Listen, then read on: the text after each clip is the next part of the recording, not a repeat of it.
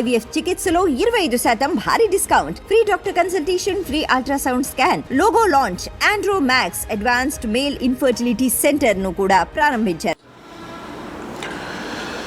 YCP అధినేత జగన్ కేసులకు సంబంధించి తెలంగాణ హైకోర్టు ఈరోజు కీలక నిర్ణయం తీసుకోవటం జరిగింది.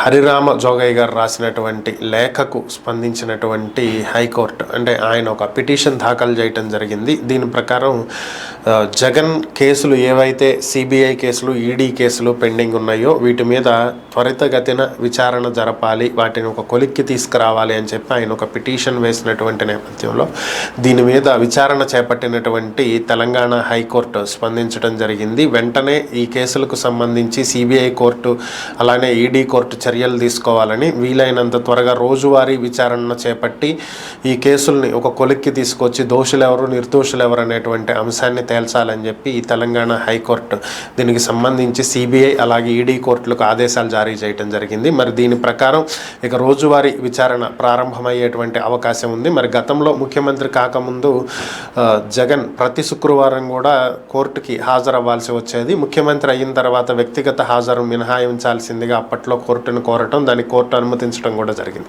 మరి ఇప్పుడు కూడా కోర్టుకు వెళ్లాల్సినటువంటి పరిస్థితి వచ్చినటువంటి నేపథ్యంలో మరి మినహాయింపు కోరతారా, కోర్టుకి హాజరవుతారనేటువంటి అంశాలు అయితే తెలియాల్సి ఉంది.